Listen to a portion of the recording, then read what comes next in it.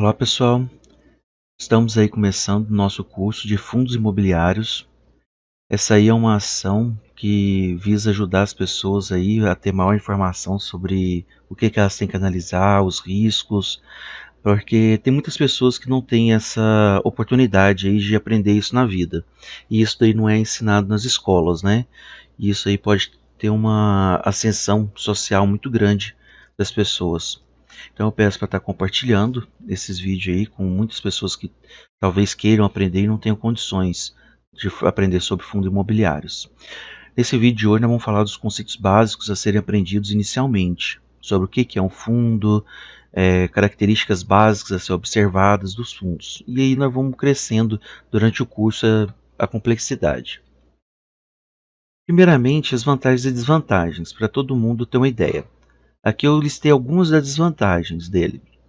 Depois nós vamos ver outras que dão para ser limitadas.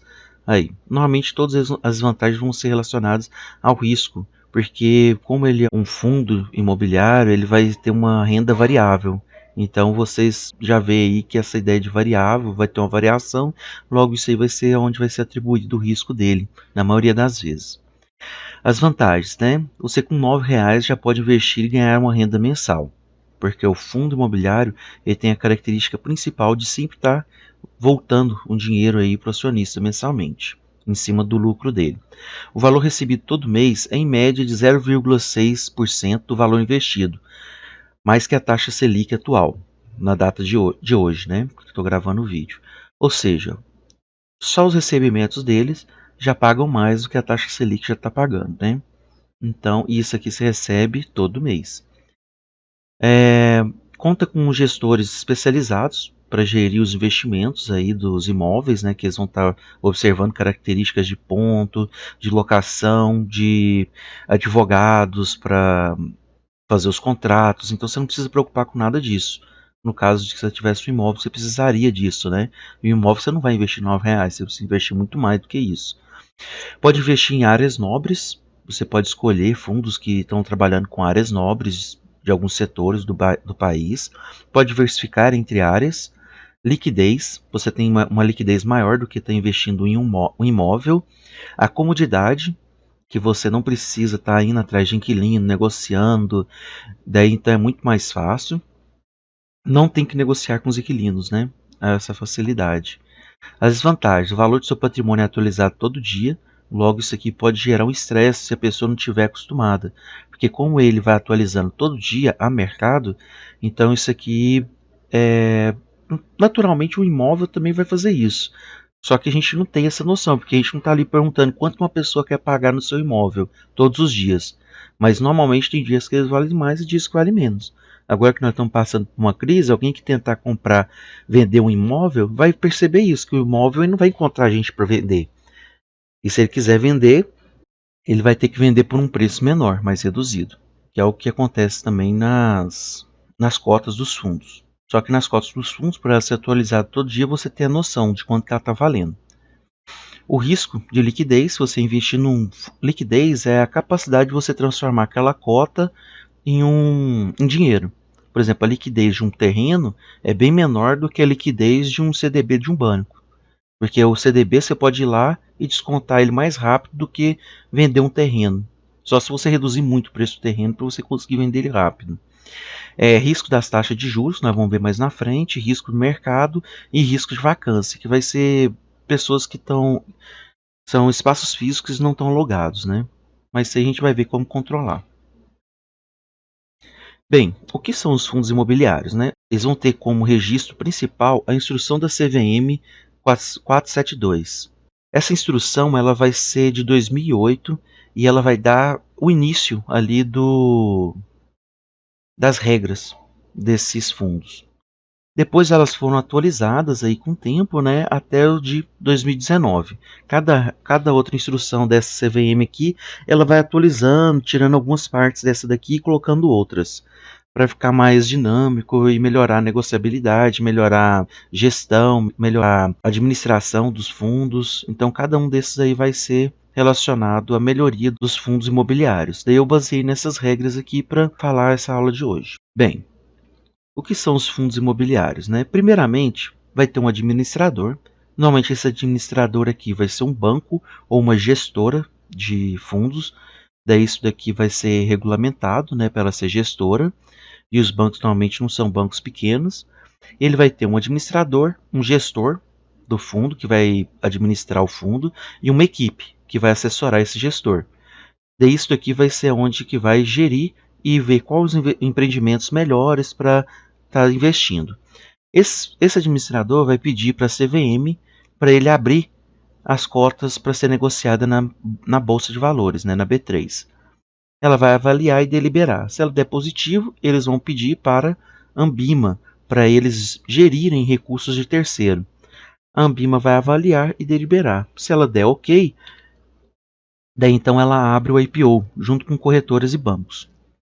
Daí na hora que ela abre o IPO, ela vai ter uma quantidade de papéis, de cotas, né, que vai ser vendida para uma certa quantidade de pessoas, sendo que algumas pessoas podem comprar mais cotas ou menos. Então, na hora que ela faz isso, ela vai captar o recurso dessas pessoas e fechar as cotas. Ou seja, não tem jeito de você ir lá e comprar da, da administradora mais cotas. Você vai ter que negociar com essas pessoas que já compraram essas cotas. Ou seja, se você quer, se essa pessoa comprou a cota 1 e você está querendo e ela está querendo vender, daí você tem de entrar no fundo. E daí depois você tem essa cota 1 e se você quiser vender, você vai ter que achar outra pessoa para comprar essa cota. Normalmente é fácil de encontrar uma pessoa para comprar. Isso daí que está associado ao risco de liquidez do fundo. Mas isso aí é facilmente observável. Depois que ele fecha as cotas e já tem as pessoas, elas vão ser negociadas com os novos acionistas, né? Negociadas entre si na B3, que vai ser através das corretoras ou bancos que têm corretoras neles. Então, o que são os fundos imobiliários, né? Vão ser combinações de recursos de terceiros, captados pelo sistema de distribuição de valores monetários, normalmente corretoras, bancos, né? E aplicados a empreendimentos imobiliários. Pega o dinheiro, eles vão ver aonde que é o melhor investimento e eles vão aplicar esse dinheiro seu e vão te dar um retorno mensal através desse lucro que eles obtêm. Então, o que estou fazendo ao comprar uma cota do fundo imobiliário, né? Você pode fazer primeiramente duas formas. Como ele tem uma característica de condomínio fechado, não tem jeito de você voltar lá e comprar novamente dele, você tem que comprar dos terceiros. Você só pode comprar dele no IPO, né? Ou seja, você vai lá e compra dele no IPO, que vai ser Initial Public Offering, que vai ser comprado diretamente da corretora ou do banco, que ele vai abrir o IPO dele. Depois disso, você vai ter as cotas ou outras pessoas vão ter as cotas. Nesse sentido, cada pessoa aí tem uma cota. Depois disso, para você negociar, querendo comprar essas cotas, você vai ter que negociar com essas pessoas que têm as cotas através da sua corretora ou banco. Você vai lá e vai colocar uma posição de compra ou venda na corretora. E você vai estar comprando de uma dessas pessoas. Você não compra mais da administradora do fundo, a não ser que ela faça uma oferta secundária. A oferta secundária vai funcionar igual ao IPO. Só que daí, como ela já fez a primeira oferta dela, por isso que é chamado de oferta secundária. Daí, nesse caso daqui, normalmente essas cotas vão abrir mais, então a participação de cada pessoa vai reduzir um pouco. Porém, tem que avaliar se o investimento que eles vão fazer futuro com essas novas ofertas vai crescer mais o patrimônio e vai valorizar mais as cotas, ou seja, você vai perder momentaneamente o valor total das cotas, mas secundariamente você, pelo investimento que eles vão fazer com os dinheiros, você pode ter uma rentabilidade muito maior até. Então isso aí não é que seja ruim abrir novas cotas, tem que ver o investimento que o fundo imobiliário vai fazer. Então, já comprei minha cota do fundo. Como eu ganho nessa operação, né? Ou seja, você passou para aquele processo anterior, ou comprou a cota do fundo no IPO, ou comprou pela bolsa, né? Lá pela sua corretora.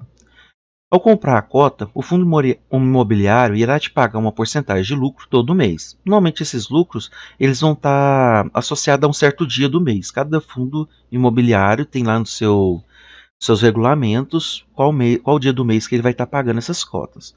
Então, você está lá, comprou sua cota de R$ 50. Essa cota de R$ 50, enquanto você tiver com ela, Cada dia ela vai valer R$ 50, né? A cada dia do mês você vai recebendo. Todo mês você vai recebendo a porcentagem do lucro. Vai goteirando uma renda na sua conta todo mês, que é uma porcentagem daqueles R$ 50. Tem alguns fundos que pagam mais, outros que pagam menos. Daí você vai pagar isso, vai ganhar até você vender a sua cota. Você vendeu, você para de receber esse, como se fosse um aluguel, né, o dividendo mensal do fundo imobiliário. E daí, qual outra forma que você tem? Você também ganha na valorização da cota. Porque essa cota de R$ 50, enquanto você tiver com ela pode subir ou descer. Ou seja, aqui no caso ela subiu, ela valorizou, depois ela desceu, observando em relação a essa parte, né? Ela está subindo, descendo. Depois, quando passa o próximo mês, ela subiu, desceu. Aqui ela está praticamente no valor inicial. Se o fundo for bom, bem administrado, as pessoas vão querer entrar mais, comprar mais cotas dele, então o seu valor naturalmente vai subindo. Normalmente a renda é variável porque ele tem essa oscilação de mercado. Daí nós vamos falar de como mitigar essa oscilação grande aqui de mercado, que vai ser através do beta do fundo. Daí nós vamos falar aí lá para a terceira aula. Daí, ou seja, no final ele vai estar pagando, se ele vendeu aqui, ele vai estar vendendo por R$ 70. Então ele ganhou todos os investimentos mensais, né, todos os dividendos, e depois quando ele pagou ele ainda teve um lucro de R$ 20 aqui. R$ 20 vai ser bastante, né? Quase 50% de R$ 50. Então, tem essas duas formas de ganhar sobre as cotas. Como que você vai saber por quanto você vai vender ou quanto você vai comprar, né? Para você saber isso, você vai olhar o book de ofertas da sua corretora. De um lado vai ter as pessoas que estão querendo comprar e do outro vai ter as pessoas que vão estar querendo vender. Aqui, por exemplo, eu tenho quantidade, que são 100 pessoas querendo comprar por esse preço. Aqui eu tenho 88 pessoas querendo vender por esse preço. Agora, olha só, se eu tenho mais gente querendo comprar, esse valor aqui vai chegar facilmente nesse. E o que vai acontecer com as pessoas que estão querendo vender? Elas vão começar a subir o preço. De 77 vai passar para 77,81, 77,90 e vai fazer aquele valor do gráfico subir. Agora, se por um acaso essas pessoas aqui estão querendo vender mais, esse valor de venda vai começar a chegar próximo do valor de compra. E naturalmente esse valor aqui vai começar a cair. Porque as pessoas estão vendo que tem muita gente querendo vender, então naturalmente elas vão diminuindo. E daí que a cota vai diminuindo o preço dela. Quem administra um FI, né? Porque um dos pensamentos principais é se ele vai ser bem administrado, porque isso que vai causar uma valorização ou desvalorização da cota. Normalmente, quem vai administrar o FI vai ser um banco normalmente grande, porque vai ter que ser um banco de investimento. Por isso que é Safra, Votorantim, Santander, Intrag, Bradesco, Caixa, BNY Mellon, BNP Paribas, Modal, que é a da Modal Mais, né? BTG Pactual. Ou seja, são bancos normalmente grandes ou são agências que gerenciam capital de terceiro, que daí eles criam um fundo imobiliário para eles. Normalmente tem gente que você entra no site, tem premiações para boa administração, tem gente que você conferir isso tudo. Nós vamos ver isso aí em vídeos mais adiante. Isso aqui é só para a gente ter uma ideia de que não é um amigo seu que vai lá e vai criar um fundo de investimento imobiliário. Normalmente ele está embasado aí num grande banco que está regulando tudo. Mas não é porque ele está num grande banco que ele vai ser bem administrado também, tá? Isso aí depende dos interesses do banco, depende de muitas características aí. Se o fundo ficar devendo, eu tenho que pagar alguma coisa? Você colocou seu dinheiro dentro de um fundo imobiliário e vamos supor que ele fez um investimento ruim, começou a dever e vai tendo problema de solvência, né? Então, tem duas características que naquelas instruções são observadas, né, através do titular das cotas do FI, que é o dono, quem comprou uma cota do FI. Ele não pode exercer qualquer direito sobre o imóvel, ou seja, você não pode chegar lá no imóvel do FI e falar assim, eu sou dono, eu quero dar uma entrada aqui e ver, não, você não pode fazer isso. Isso daí você tem só o direito sobre a cota e dos rendimentos do FI. E da mesma forma, você também não paga, não responde pessoalmente por qualquer obrigação legal.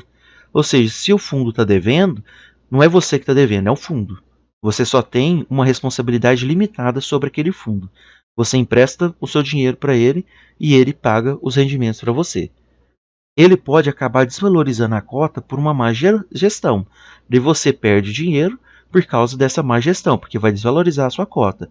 Mas você não tem que pagar nada a mais por isso. Isso é uma vantagem, né? É igual acontece com as ações. Como saber, né, o que eu posso esperar do fundo? Isso aqui é a principal coisa. Você tem que ir, se você vai investir num fundo, você tem que ler minimamente o regulamento do fundo.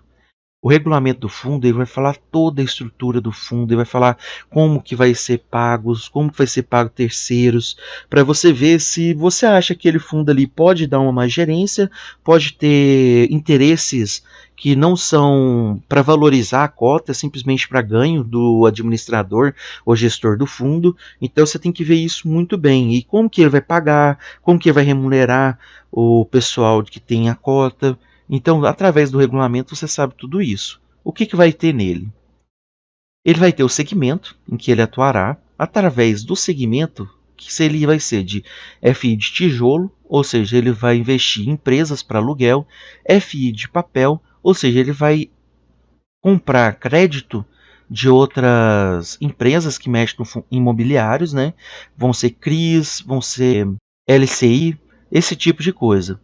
Daí, como ele está comprando essas dívidas, né, das empresas, ele tem um risco de crédito. Esse daqui tem um risco de vacância, porque ele vai estar alugando. Então, cada um desses daqui vai ter um tipo de risco. FI de fundos, ele, por exemplo, tem um duplo encargo. Vai ter a administração do fundo que ele está investindo e vai ter a administração do FI de fundos. Então, você paga duplamente a taxa de administração, né? Então, nesse sentido aqui, você vai vendo que cada um desses FIs aqui, Fundo de Desenvolvimento e FI misto, cada um desses fundos você vai ter uma característica particular que ele vai trazer de risco ou rentabilidade a mais. Daí você sabendo isso, você sabe o que esperar do fundo. A política de investimento a ser adotada pelo administrador, se ela é ativa ou passiva. A ativa, ela vai querer superar o benchmark que ele vai deixar lá. E a passiva, ele vai querer se assemelhar ao benchmark. Por exemplo, vamos supor que ele está atrelado ao IPCA. O IPCA vai ser a inflação. Então ele fala que esse fundo aqui, ele vai querer ganhar mais do que a inflação. E a passiva, ele vai querer pelo menos manter a inflação. Ele vai chegar sempre próximo ali, manter próximo da inflação. Essas que são as diferenças, né, de cada um desses. Normalmente ativa pode ter uma taxa aí de administração maior, porque vai precisar de pessoas, mais pessoas para avaliar qual vai ser o melhor investimento. O passiva não, mas o ativa também tem a chance de crescer mais do que o passiva, né? Então cada um vai ter uma característica que você tem que conhecer para investir. O prazo de duração do fundo, né? Se vai ser prazo finito ou indeterminado. Isso daí tem bem caracterizado do fundo. As taxas de administração e desempenho, se for o caso, né? Normalmente vai ser de 1 a 3% do patrimônio líquido, ou seja, de todo o dinheiro que tem no fundo, e normalmente pode atribuir um valor mínimo, se por acaso o patrimônio líquido for muito pequeno e esse 3% ficar menos do que 15%, 15 mil anual. Daí ele cobra 15 mil anual para pagar as pessoas que estão trabalhando no fundo. A possibilidade ou não de futuras emissões de cota, porque a cota ele vai dar uma divisão na porcentagem que você tem da empresa, né?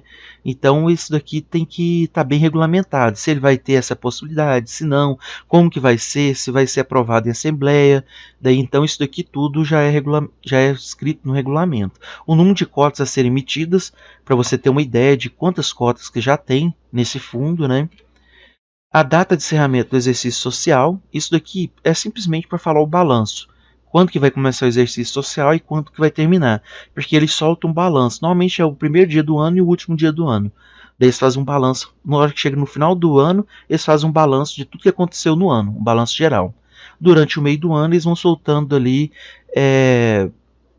relatórios mensais, mas não faz um relatório geral da empresa. A política de distribuição de rendimentos e resultados, né, porque se você está querendo pegar os resultados desse fundo, então você tem que conhecer isso daqui bem. Qualificação dos administradores, né, se eles estão regulamentados, os bancos lá estão regulamentados para fazer isso daqui que eles estão propondo, as obrigações e responsabilidades do administrador, convocar os tipos de investimento que ele e também o que ele não pode fazer, né, confundir contas do banco com contas do fundo, coisas bem assim que normalmente não acontece, mas tem que deixar registrado porque não pode acontecer realmente. Critério para remuneração dos administradores. Isso aqui é uma parte muito importante, né? Se o administrador ele ganha uma parte fixa e uma parte proporcional ao que ele passar o benchmark, né? Tem que ver isso daí porque dá um incentivo ao administrador querer que as cotas do fundo cresçam mais, né? Para ele ganhar mais também. Daí tem que ver esse tipo de remuneração, ou se ele só tem uma remuneração grande ali e não, nada mais influencia aquilo, né? Daí isso daí vai trazer um administrador ali que não vai dar uma visão muito boa para aquele fundo, talvez não se dedique tanto para o fundo. Então isso aqui está bem relacionado com o crescimento das cotas, né? O modo de convocação, né, competência, quórum de instalação e deliberação de Assembleia Geral, porque tudo que o fundo vai fazer que não está nas competências do administrador tem que ser votado numa convocação e ela tem que ter um quórum de instalação, né? Para essa deliberação de todas as coisas. Ela, dependendo do fundo, ela pode estar querendo vender algum prédio imobiliário por um certo valor, então daí isso aí afeta diretamente o patrimônio de todo mundo e tem que ser deliberado, em alguns casos, em Assembleia Geral. O modo e condições de dissolução, né, vamos supor que o fundo ali está começando a ter muito prejuízo e daí eles decidiram dissolver o fundo. Daí então, como que eles vão fazer isso? Como é que eles vão dissolver e pagar todos os cotistas? Como é que vai ser essa divisão? O que vai ficar ali para o administrador, a porcentagem de cada coisa aí? Isso já tem bem estabelecido, porque senão pode ter má fé de alguma das partes. Número máximo de representantes de cotistas a serem eleitos para a Assembleia Geral, né?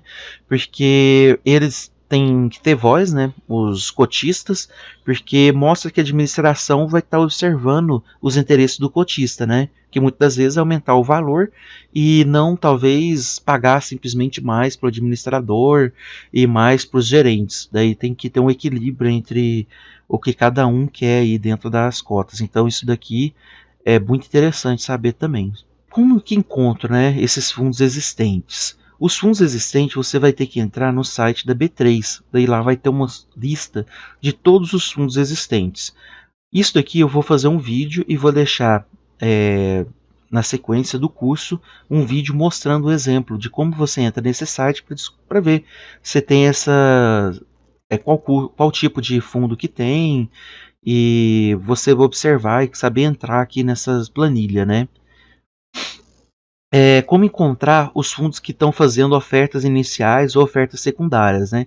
Da mesma forma que você entra no site da B3 para encontrar a lista dos fundos que já existem, você também entra no site da B3 para encontrar as novas cotas e emissões, né? Porque às vezes é mais barato você comprar nessas emissões do que comprar no mercado. Ela pode estar um pouquinho abaixo aí do valor de mercado. Daí, então, dependendo, compensa garimpar. Talvez você ache um fundo que você já gosta e ele pode estar aqui oferecendo novas emissões, né, de cotas. Isso daqui também vai ter um vídeo no segmento aqui explicando como é que você entra para achar esses IPOs aqui ou oferta subsequente dos fundos.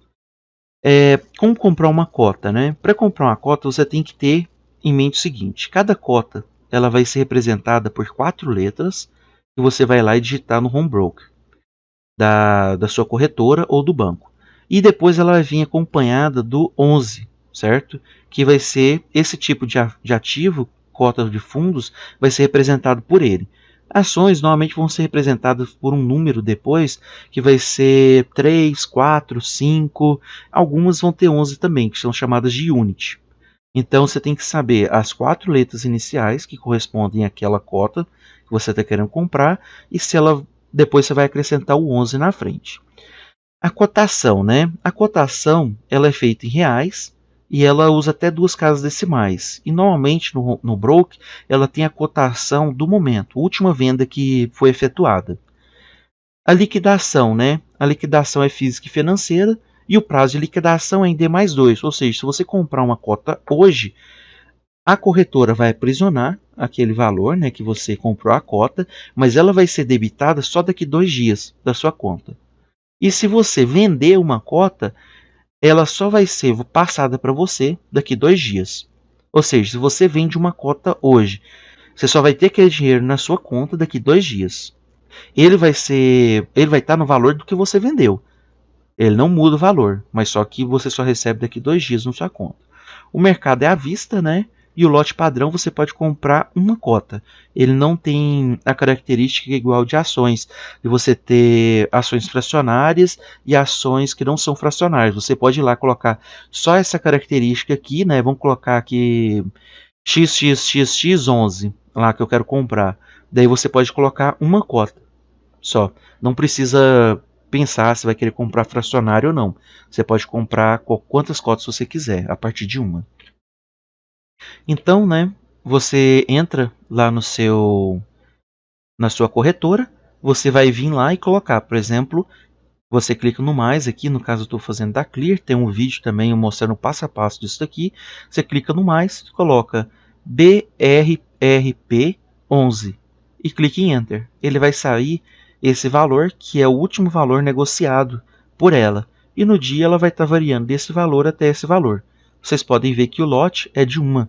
Ou seja, eu posso vir aqui e colocar quantidade igual a uma para eu comprar e eu escolho o valor. Eu posso colocar um pouquinho mais alto do que esse daqui, ou posso colocar mais baixo do que esse daqui também. O lance vai vir só na hora que esse valor for satisfeito. Se eu colocar ele mais baixo do que esse daqui, ele vai ficar lá naquela abinha de compra, né? Eu quero comprar no valor mais baixo. Igual eu mostrei anteriormente. Também vai ter um vídeo explicando isso daqui bem passo a passo, que eu vou deixar na sequência desse vídeo agora. Esses exemplos que eu vou fazer vão ser com essa empresa. Lembrando que isso não é indicação, eu só peguei essa empresa aqui para mostrar para vocês. Não é indicação de compra nem venda de cotas de fundo imobiliário. É isso daí, pessoal. Obrigado e até o próximo vídeo.